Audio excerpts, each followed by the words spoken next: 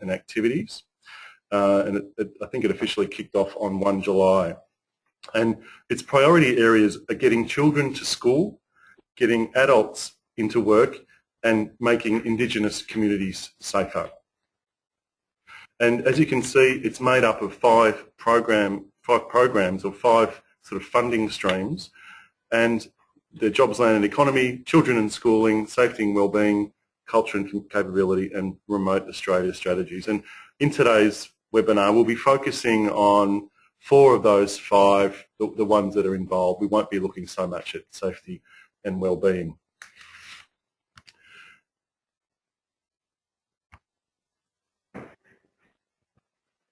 I'm just trying to scroll through. Thank you. Okay, so firstly, the Jobs, Land and Economy program, the outcome there is to increase Indigenous employment, business and economic development. Getting outcomes will be crucial in this program, and from my discussions that I've had with Prime Minister and Cabinet Department, they've said that funding may be recovered if outcomes aren't achieved. So it's really important that that you tailor your responses to all about getting outcomes in employment and business and economic opportunities. The KPIs include increases in Indigenous participation, employment, and employment retention for 26 weeks and even beyond that. And there are references in the sort of guidelines to the proportion of job seekers who are in education, employment and training 3 months following participation in the Jobs, Land and Economy program, which suggests that the department will be following people up and seeing where they are at 3 months after they've exited. So 26 weeks may actually not even be enough. So that's just something to keep in mind, that there'll be a focus on sustainable participation. And the funded activities there will include that support employment outcomes, as I said, 26-week retention, employment, training, participation, and building skills and work readiness of job seekers in remote Australia. So there's a specific category there that's identified under this program for remote Australia, which includes training, skills development, building work readiness. Also, there's activities that will be funded, which is about school students being connected to real employment. And if the students are of compulsory school age, then the activity must be linked to a guaranteed job. So Dennis and I were just chatting about that earlier, and what we understand is that that would probably need to be related to a school-based apprenticeship, because you couldn't be encouraging compulsory school age kids to leave school. There's also jobs in land and sea management and leveraging land assets to create economic development opportunities.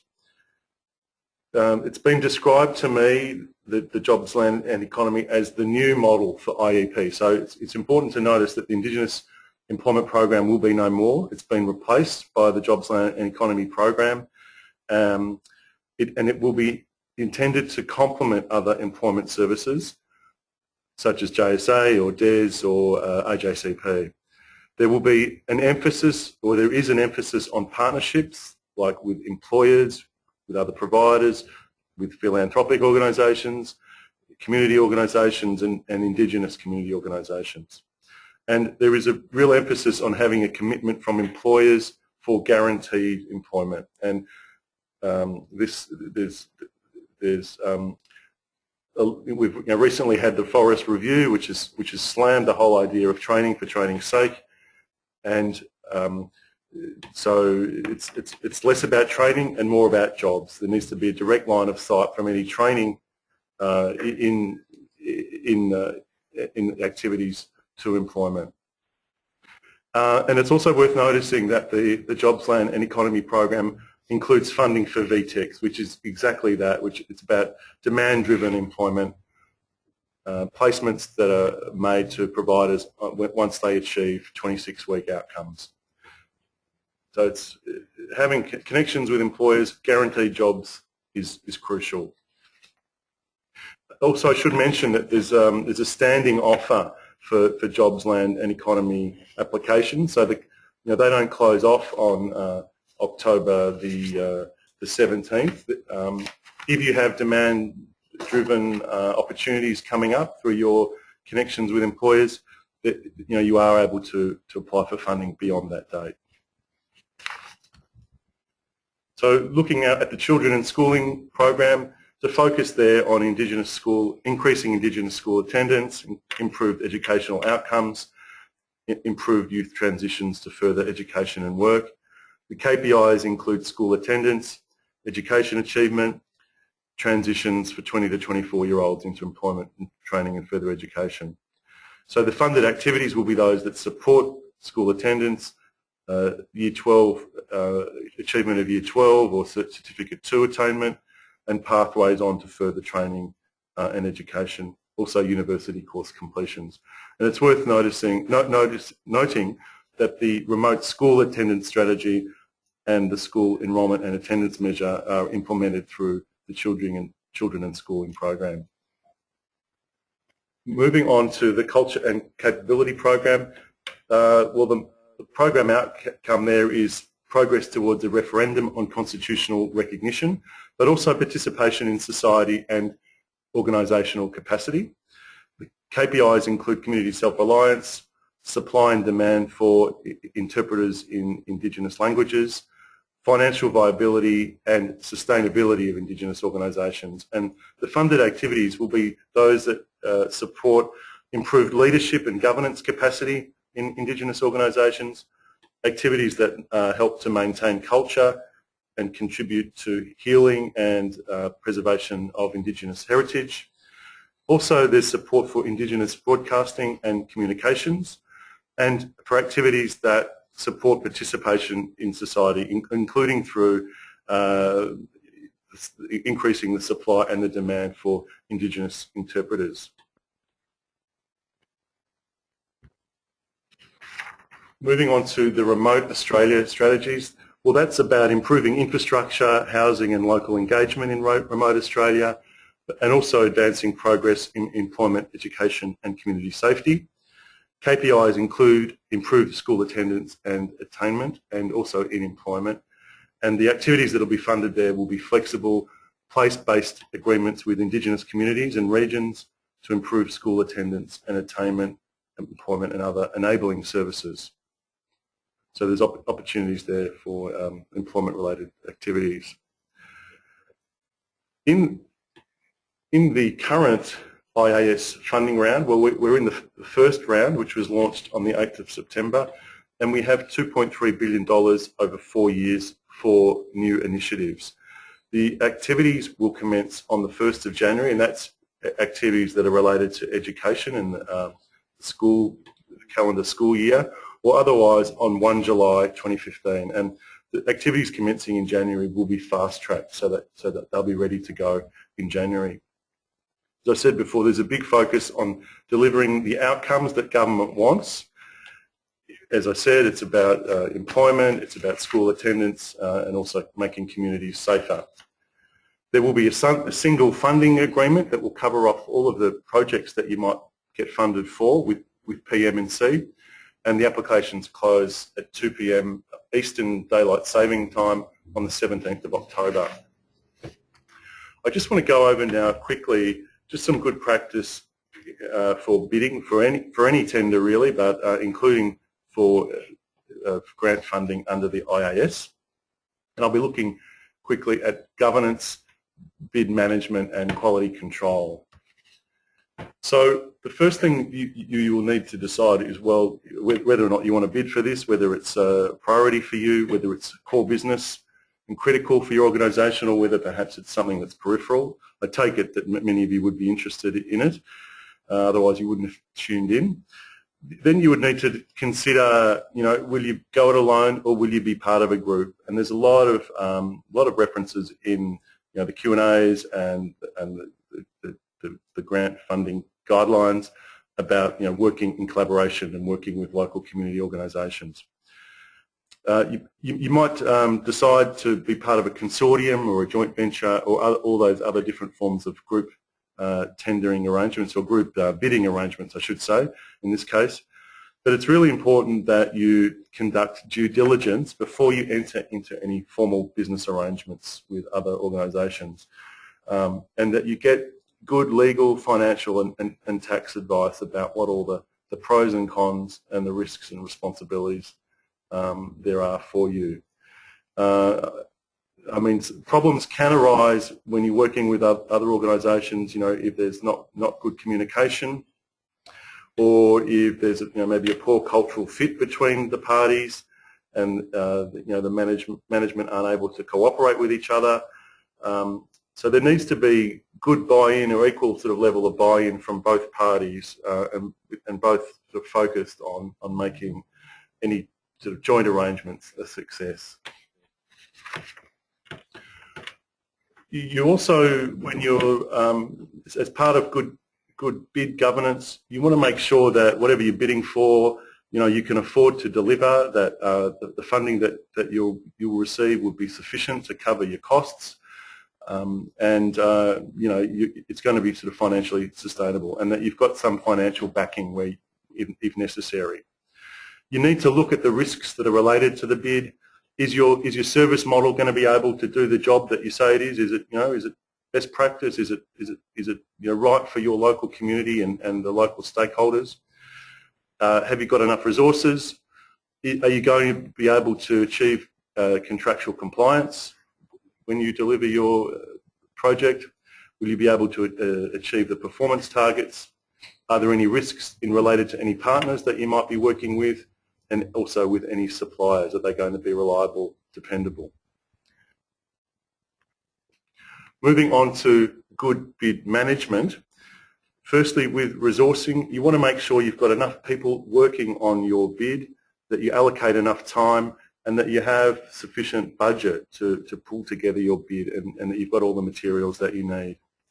The bid team needs to have good understanding of their individual roles and responsibilities, and it's also good practice or best practice to backfill people, to free them up to write their bid and have someone doing their regular day-to-day job. Communication, you need to have agreed lines of communication, and the lines of direction need to be agreed and understood, so that everyone knows who's got authority and that sort of thing. You need to understand confidentiality, and you need to manage it so everybody who's involved in the bid won't be sort of sharing your commercial secrets. And also with time, you need to optimise the use of time. You need to have a timeline schedule. Everybody needs to agree to it and adhere to it. You need to manage your progress and track your progress, and identify any critical paths along the way that just need to be prioritised, and that risk holding up other things that need to be done. You also need to have a contingency plan or a backup that in case maybe people are away from work and they're not able to write and contribute to the bid. There could be delays there also as well, and there could be things that impact upon the delivery of your tender. So you need to have a backup in case anything might go wrong. You need to have a costing and pricing methodology that's tested and proven, and it's related to benchmarks in the marketplace, and it's adequate to the service that you're offering. So whatever price or amount of funding you're seeking, it needs to be reasonable.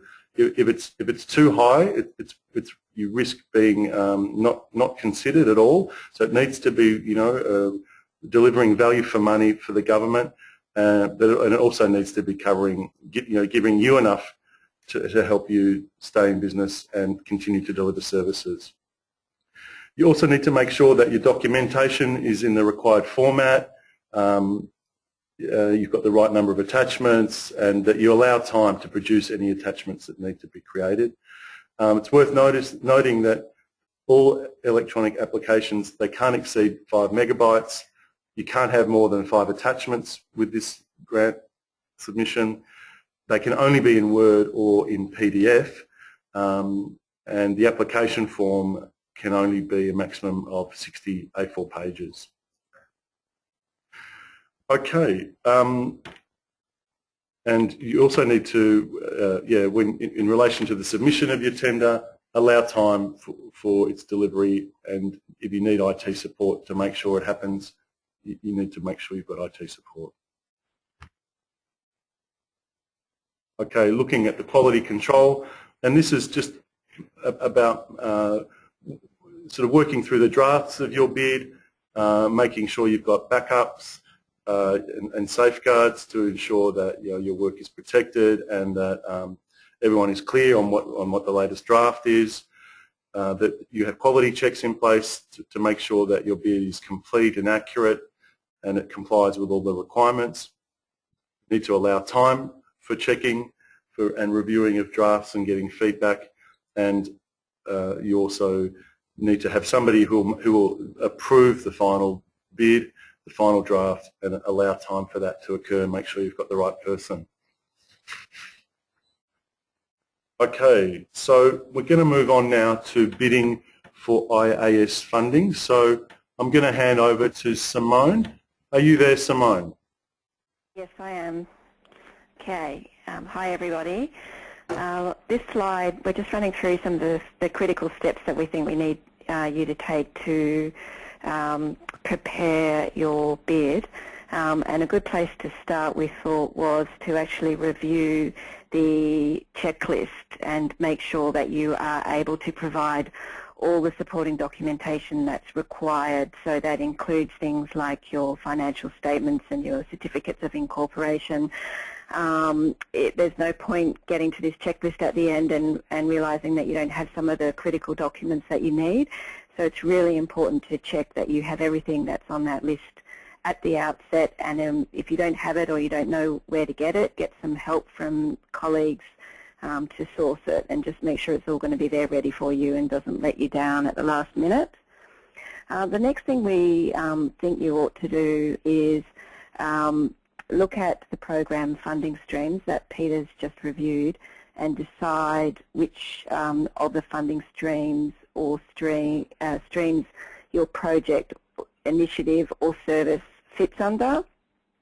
It may fit under a number of categories, in which case you need to decide what the main priority area is that it fits, and review the Annexure 2 requirements to ensure that your project fits with the priorities. We even suggest a little bit later that you write your project description to the priorities in the application form to make sure that you're actually your project meets one of the funding areas, because if it's not written clearly to the priority areas, it's unlikely to be to get through the funding round. We also think it's a good idea to just write a kind of very general description of the project or the service to be funded, to start thinking about exactly what it is that you're aiming to have funded. It may be an existing project or services, but you need to kind of just get a very clear idea of exactly what it is, and also how it's already funded, if the funding is ceasing, and what gap in funding this application will fill. So this is specifically around how to provide funding for particular services or projects. Then also, we've been looking at the application form, and you are able to submit multiple project or service proposals on the one application form. And we think, for the sake of clarity, it's very important to have very clear project names for each project that you might be writing a submission for. We will talk a little bit later about some of the technicalities of using the forms that we've encountered, and some ideas on how you might label different projects so that the person assessing your bid clearly identifies which bit of your project or bid they're reviewing at each selection criteria.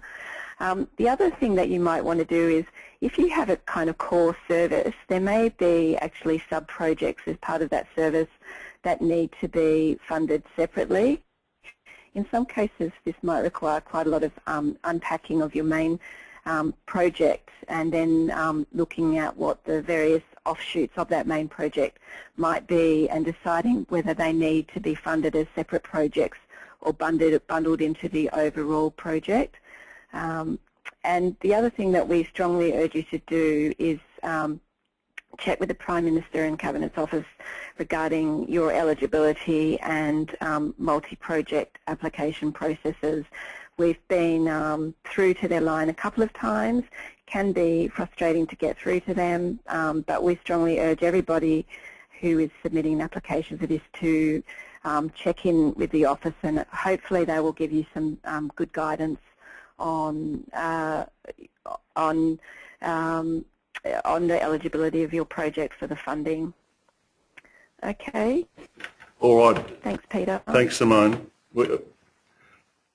Okay, so looking now at applying for funding for the IAS.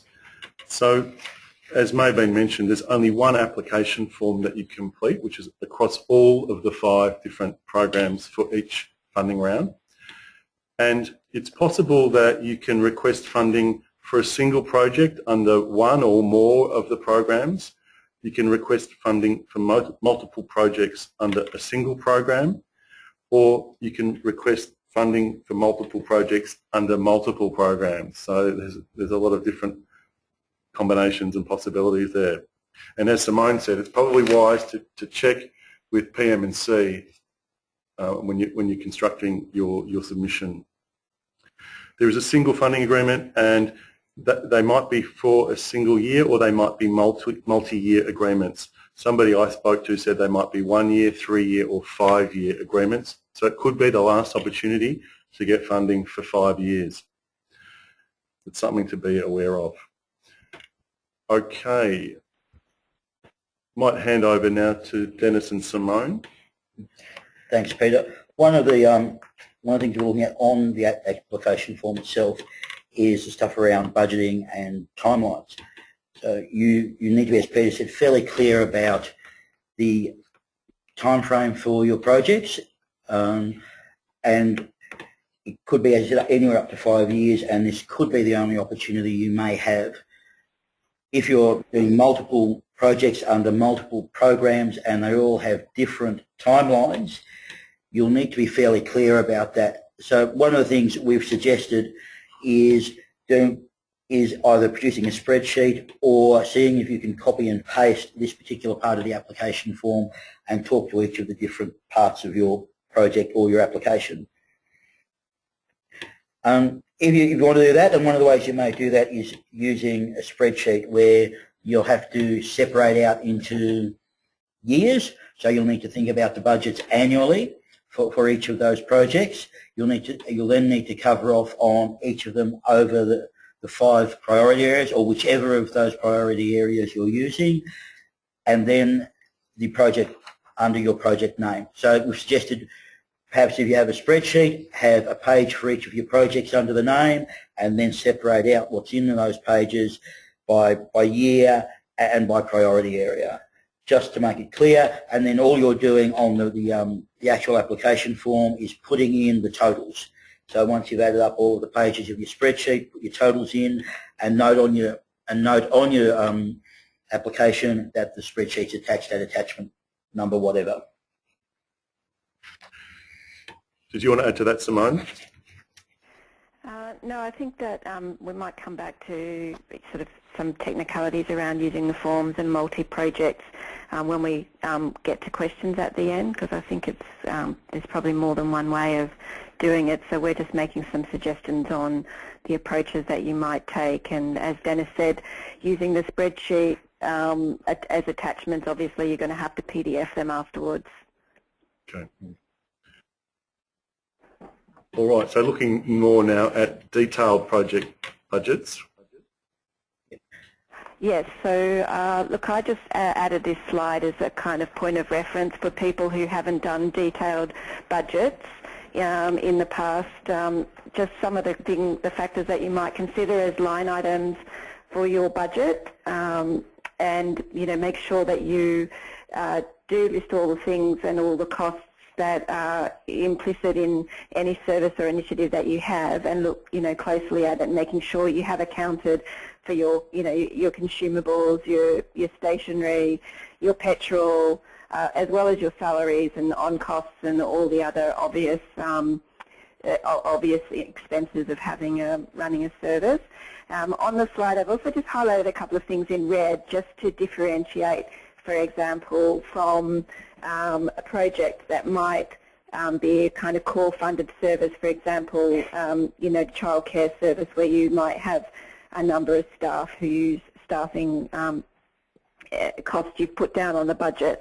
With a project, you might have external costs that you need to account for, and project management costs and administrative support costs. That it's always worth allowing some factor for these in your budgets. Okay. On the next slide, we're looking at some of the external funding sources, and so we're looking at perhaps government contracts you already hold,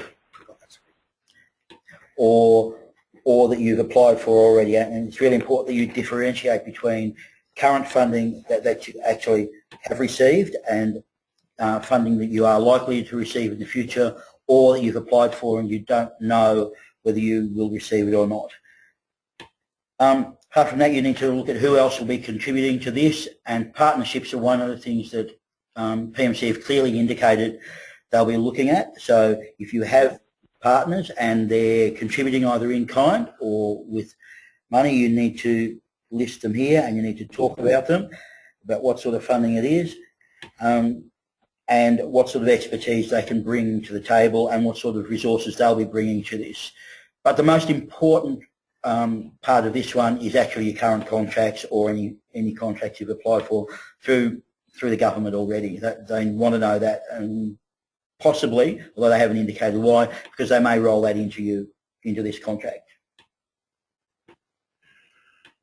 And it's also worth noting that in the guidelines, there's a reference to support from other sources being a commitment to provide services to job seekers. So it could be partnership with an RJCP or with a JSA provider to provide support there, as an example.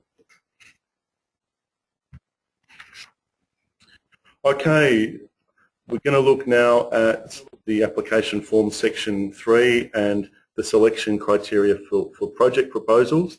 Over to you, Simone.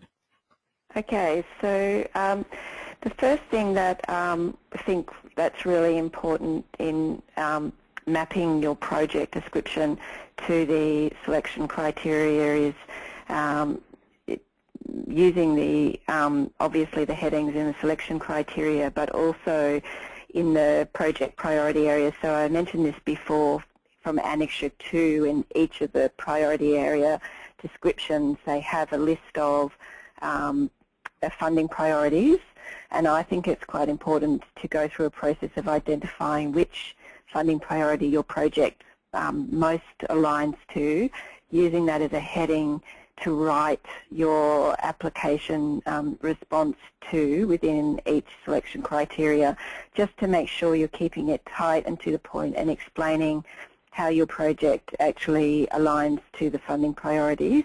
It's very easy to kind of write a lot of stuff about why you think the project is valuable and so on, but it may not actually reflect what the government is funding. So it's really important to make sure you're always referring to the priority as it has been articulated in the annexures in the document, and also make sure you complete a full response for each selection criteria for each priority heading that you're using. So if you have multiple projects, you will need priority headings for each of those projects, and you will also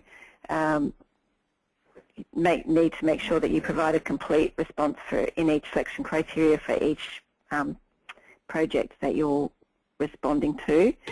If you can't map your description of your project to any of the headings, you really need to review what your project's about and see if you can describe it in fresh terms that actually meet the government priorities. So there may be some work to be done in actually analysing what you're proposing to do and how it actually meets the government priorities. So sometimes projects may not at first glance seem to fit the priorities, but if you do some more work and workshop the actual priorities with some colleagues, you may find that you're starting to meet the actual priority requirements and that you can map your project description to the requirements.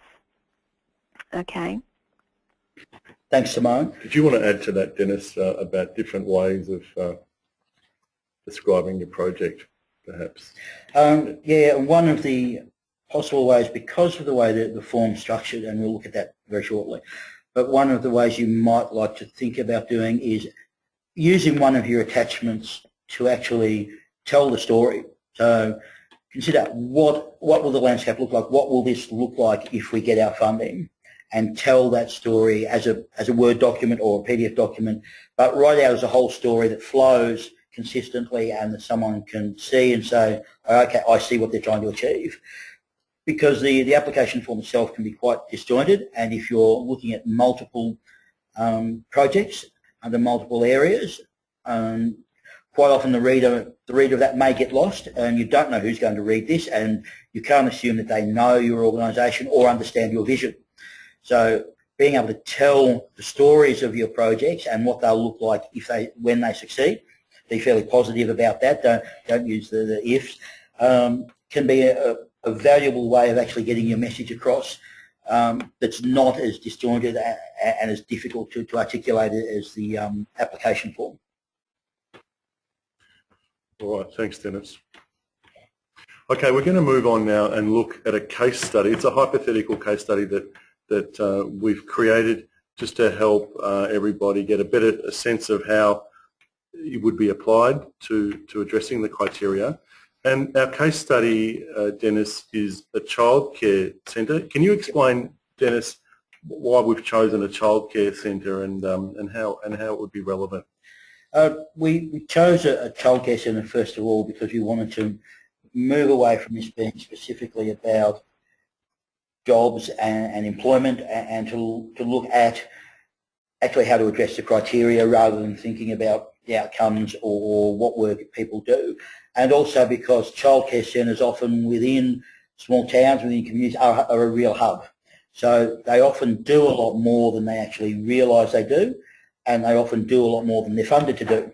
So for something like a childcare centre, this becomes an opportunity to get the funding for the stuff they do, but don't necessarily get funded for or even get recognised for. So we might just go through. Yep. So we're talking about a childcare centre that's in a remote town of probably 2,500 to 3,000 people, and they share a building with the local community controlled health organisation, and they don't pay any rent in that building because they provide short-term care in a culturally safe and a safe environment for children whose parents or family members are attending the clinic. It's operated by a local Aboriginal organisation, and whose board is made up of elders, aunties, and the children who attend the centre are typically parents working for the local Aboriginal organisation in places like the local roadhouse they own, local supermarket, the medical centre, the government offices, or tourism and resort ventures around the town. They've got one non-Indigenous manager who holds a Cert 3 in childcare, and one other full-time Aboriginal staff member, and 3 part-time local people working for them, and 10 local Aboriginal women who work as volunteers. All of them have been trained in workplace health and safety, first aid and food handling, but no one except the manager actually has any qualifications in childcare. They run a before and after school care program that includes feeding the kids, snacks and breakfasts, and walking the kids to and from school. And often the volunteers will collect the children from their homes to take them to the centre as well, to make sure they get there. Part of what they do is traditional activities. They take the kids out out into the bush behind the centre. They read traditional stories, sing traditional songs, and their 3 part-time staff also attend the Maternal and Child Health Centre information sessions for women who are having children, and they operate as interpreters, but they don't get paid for that at all. Women from the outstations and surrounding small Aboriginal communities coming into town regularly use the centre. They pick up their mail usually when they're in town, and quite often they'll bring the mail back to the staff and the volunteers at the childcare centre to interpret, because they don't understand it. And often that will be stuff like from the local RJCP or the local employment service provider, and they don't understand what it means or what they need to do with it, and the centre provides that sort of advice. The centre's got two computers, and often women will come in and use those computers because they have business to do, or if they need to get on and communicate with anybody, get in touch with anybody, they'll come in and use those computers. Quite often, because the volunteers and the workers who work there understand the issues and the problems that people in the town and the surrounding communities are having, they'll often act as an informal referral or brokerage service to help people get into things like financial management, assistance with domestic violence, housing and relocation, transport, schooling, drug and alcohol issues, including gambling, and all of those sorts of things. Even though they don't do it, they'll actually quite often refer people onto it. And occasionally in the past, the centre has acted as an overflow facility when the local women's refuge shelter has been full. They've put women and children up in the centre overnight. So that's I've got an overview of the sort of organisation we're talking about, and you can understand why they're a real hub within the community. Thanks, Dennis. All right, so Simone, looking now at Criterion 1 in Section 3 of the application form for the project proposals, it's about relevance and need. Yeah, so what we thought we would do here is, using the case study, is kind of illustrate how you would map the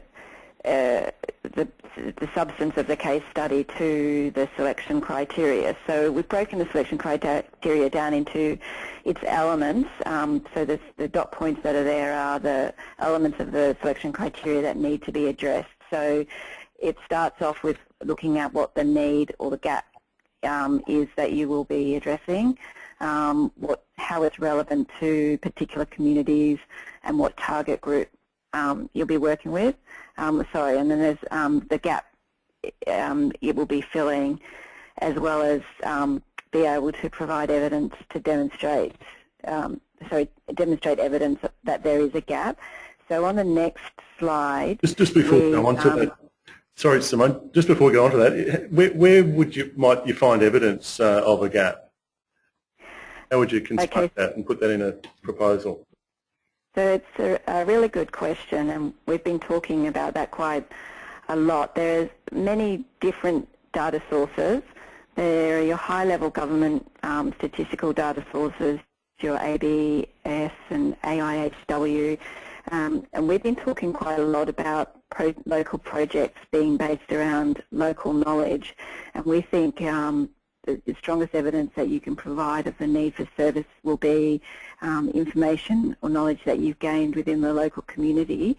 And if you draw on that knowledge, you need to be able to substantiate how you've obtained it. So it's really important in demonstrating evidence of the need for the service that you're able to describe the sources of the knowledge that you're using for your evidence, and particularly refer to local sources of knowledge, which might be local council meetings, committee meetings, all kinds of local level meetings, particularly in the more remote communities. Your high-level government documentation is going not to give you as much of a kind of local character and evidence base as the operational stuff. And another source will be, if you are running existing services, the demand that has already been that you've already been reporting for those services, so your own service attendance statistics, all of those kinds of things are very strong evidence of need for services in your community. Okay, thanks Simone. So moving on to Okay. looking at Criterion 1 and the case study. Yeah. So there's a lot of detail here. I don't think it's really useful for us to go through exactly how we've mapped specifics of our theoretical childcare centre. Something that you can look at later, but a few sort of key points. We've identified a name for the project. We've given it identified the priority area it fits within, the community and the region, and there might be a few notes here to make regarding expanded catchment areas for the region and the community. The target group, specifically in this case, we're looking at preschool children, and then we can talk about a gap, being that this is the only childcare centre in the area, and again, looking back at the data sources that we've just discussed, talking about needs, developmental needs of the community. In this case, we're proposing that it was a tourism growth area, so we're saying the childcare centre will help community development in that respect, and that there will be a high level of trust in the centre because it's staffed by people from the local community, and that children will, access a range of services that support their well-being and early childhood development that are also culturally sensitive. So these are just sort of some ways of re-expressing some of the aspects of the childcare centre in terms of priorities that the government might be interested in for this particular project, to fund this particular project. We got a next slide for this one. Okay, so that's looking Criterion 2 on outcome focused and represents value for money. It's the first part of that. Dennis, did you want to say something? Probably I'd say that the most important thing to do here initially is to look at Annexure 2 headings. And we're talking about the guidelines. Here, yeah. So refer to the guidelines and look at those headings and work out which ones of those actually relate to your program or your project, and use them and develop those up into your proposal. Yeah, so for example, with the jobs, land and economy, that's all about increasing Indigenous employment, business and economic development. That's the outcome. So the thing, what are you going to do there to achieve that? What are the targets that you're going to set yourself? How many employment places are you going to get, in a particular industry or with a particular employer, perhaps? And these are the things that will form the basis of your contract negotiations with the Commonwealth. And you need to be able to provide evidence that will convince, an assessor of your bid that, that this is credible, this is doable, this is achievable, and it's actually going to result in increased employment for Indigenous people in that particular community. And you also need to be able to identify how you will track and measure success. So if we were looking again at the case study and it's children and schooling,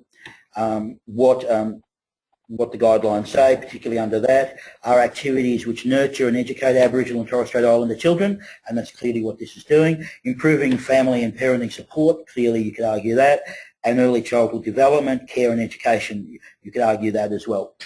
So there's a lot of things there under which you would write those. So you'd write headings around how this program nurtures and educates Aboriginal and Torres Strait Islander children, how it improves prosperity and well-being, how it improves parenting support, all of those. You look at putting those in as headings under this and then writing to them.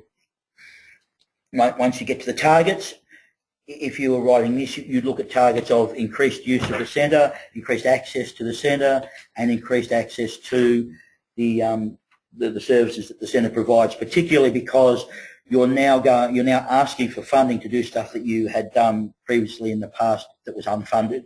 So you need to talk about specific targets around, well, what could we do with this now being funded? Okay. And another part of that Criterion 2 is value for money, and it's worth referring to Annexure 4 in the guidelines. which has the detailed description of the value for money principles.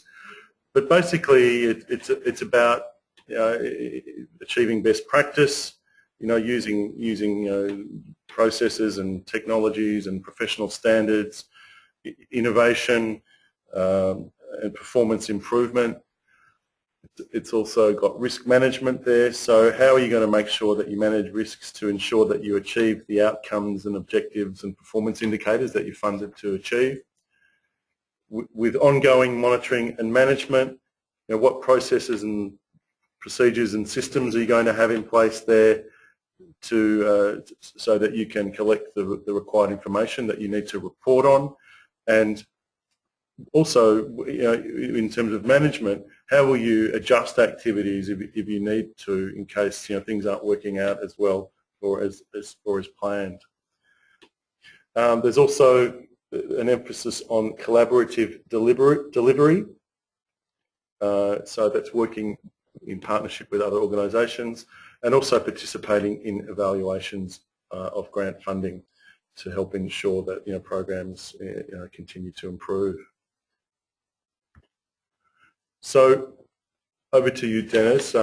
Milestones and targets for our case study.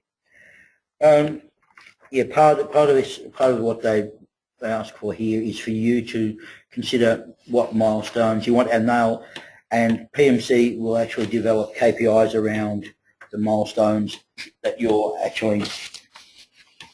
identify in your submission. One of the ways we've suggested here is almost a timeline.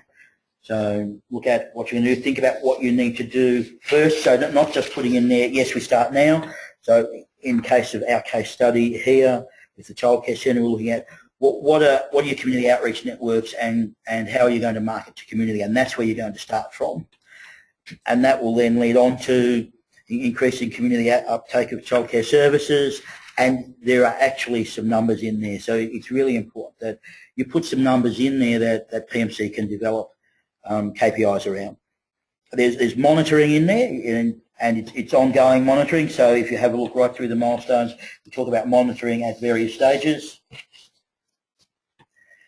And then again, different intakes. So and there are specific numbers around that.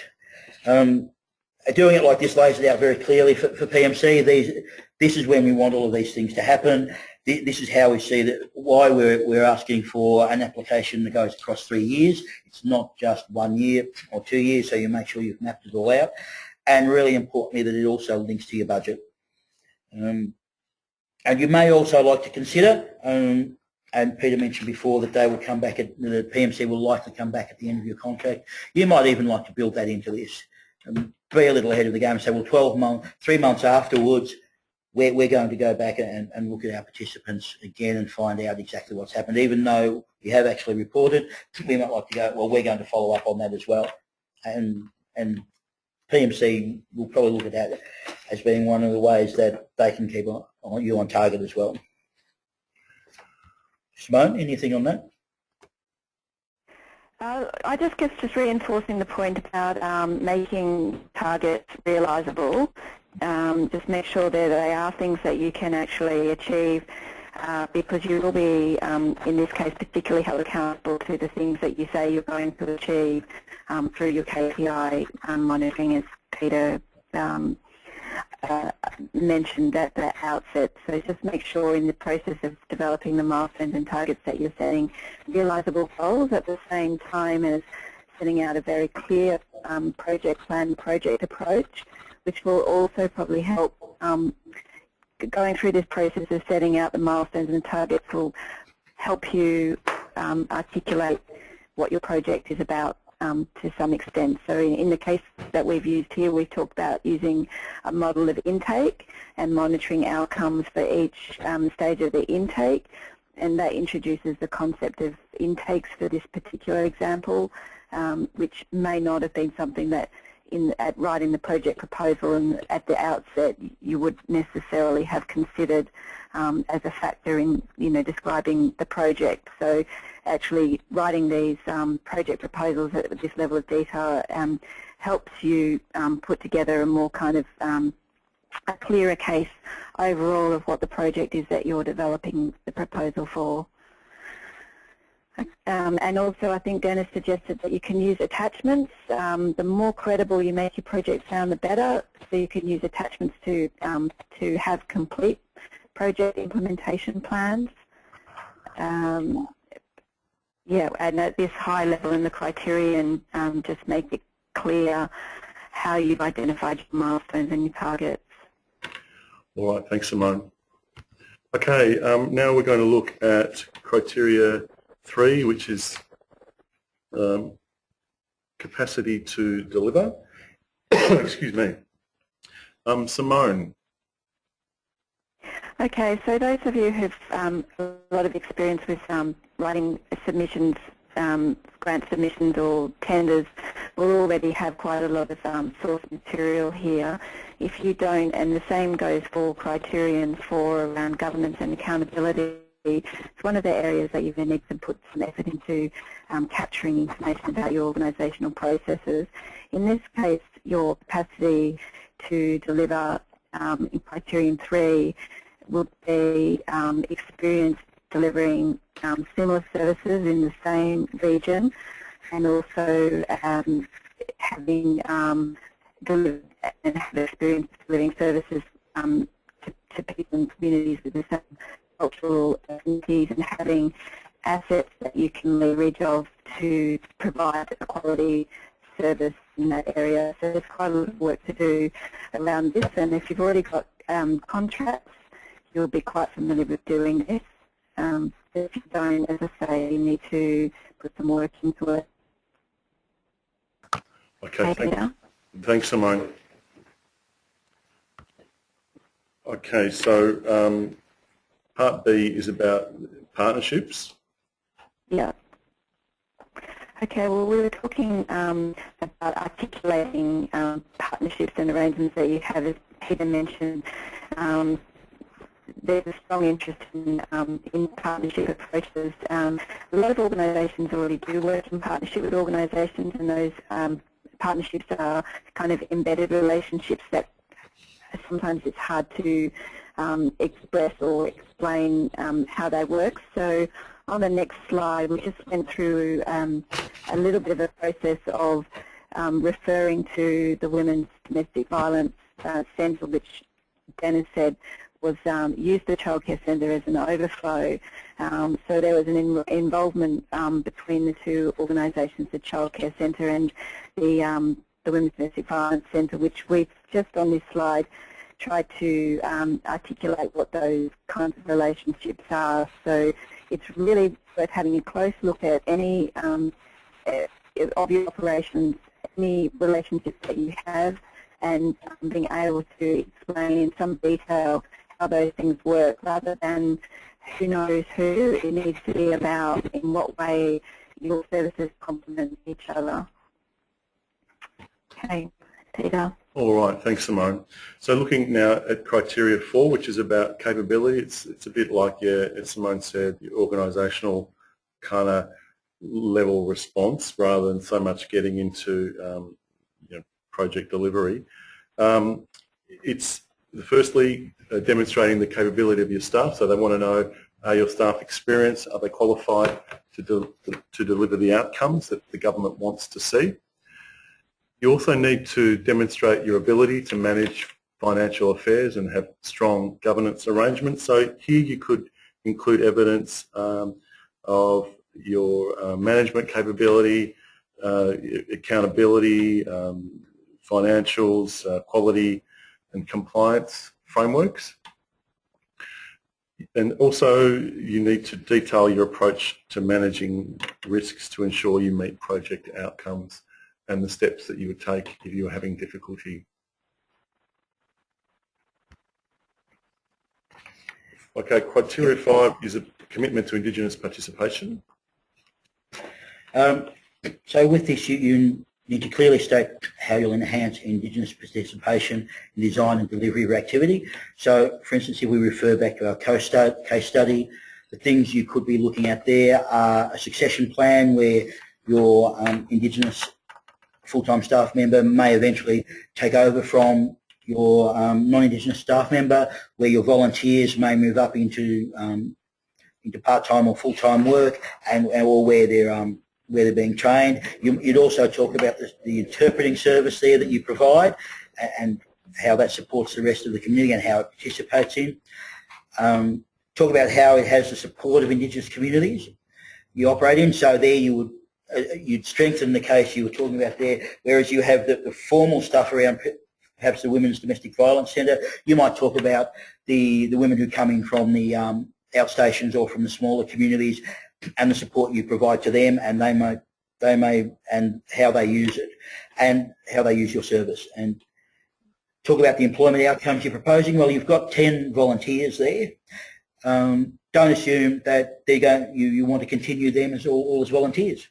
You may look at converting some of them into being part-time or full-time employees. And the main reason they're currently volunteers is simply because you don't have the funding. Don't lock yourself into thinking, well, these women have to remain volunteers forever. This is an opportunity for you now to move them up, and in moving them up into employment, actually increase your participation within the project as well. It's important too that part of how PM&C will assess this is on how involved Indigenous communities are in the development and delivery of the project, and how it will improve employment opportunities for Indigenous Australians. So links to community-based organisations, Indigenous community-based organisations are going to be the ones who are going to be most strongly considered here. If you have those links, you need to clearly write to those links in this application. Okay, thanks, Dennis. All right, we're going to move on now and look at writing your application. Just want to give you, I suppose, some basic advice about writing your submission.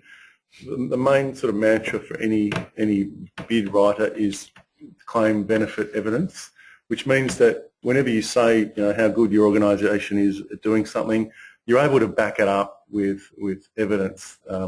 So somebody's not just left thinking, oh yeah, right, they're just saying that they're great at wraparound holistic services. I mean, if you say something like that, you need to be able to explain how you deliver wraparound holistic services, for example.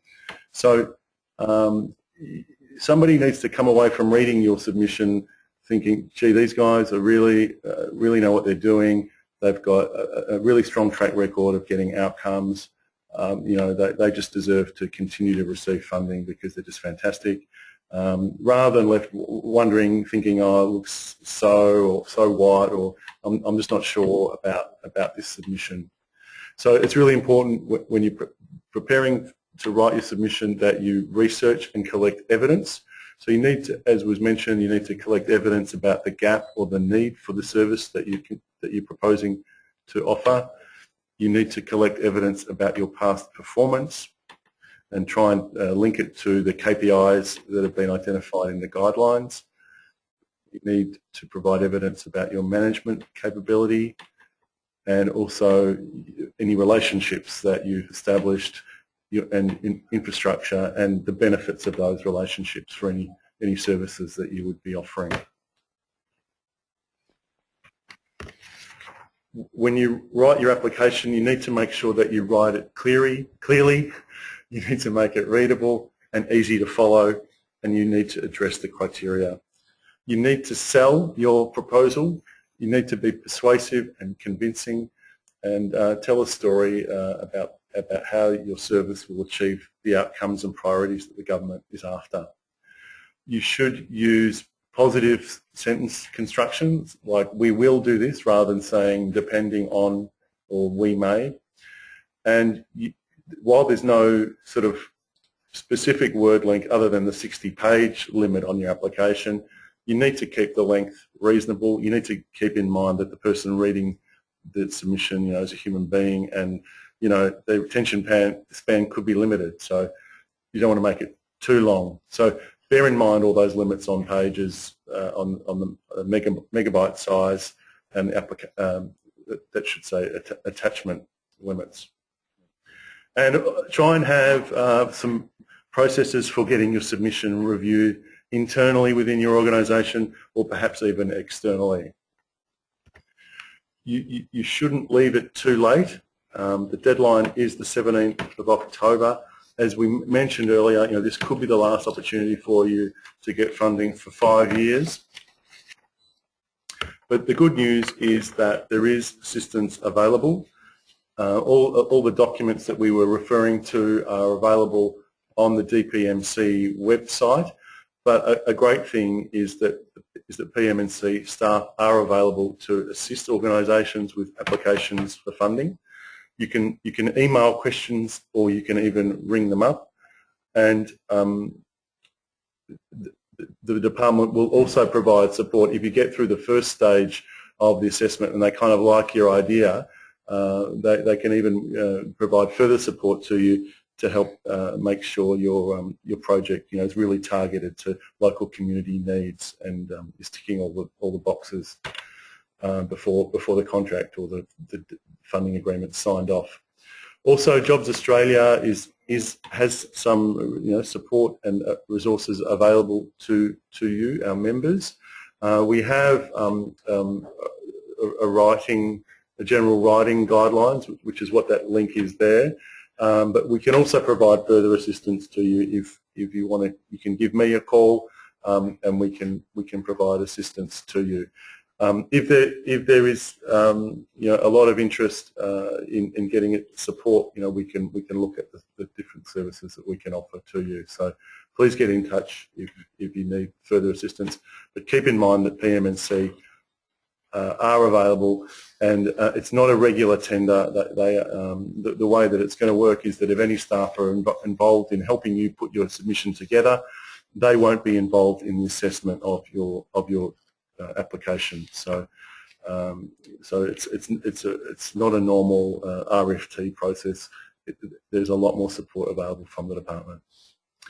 Okay, I think we've probably gone a bit over time, so I apologise for that. But I just would like to see if anybody has any questions. They can either type them in, or if you want to put up your hand, we can unmute you and you can put a question to us and we can do our best to answer it.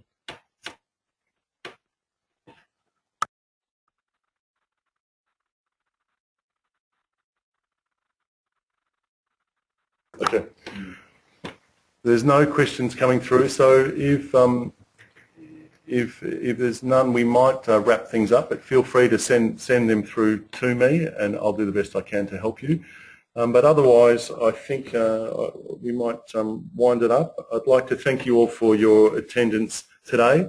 The webinar, a recording of the webinar will be available for you to watch and listen to in future, and we hope to speak with you all again sometime soon. Thank you.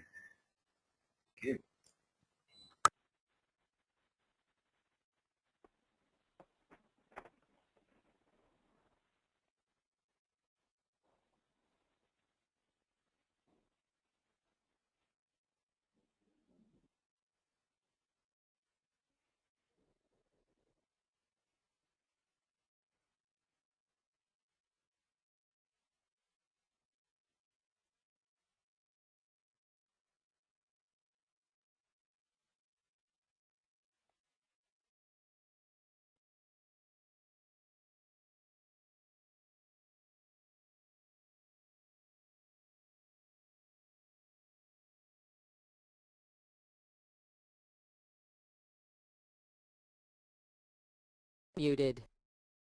Unmuted.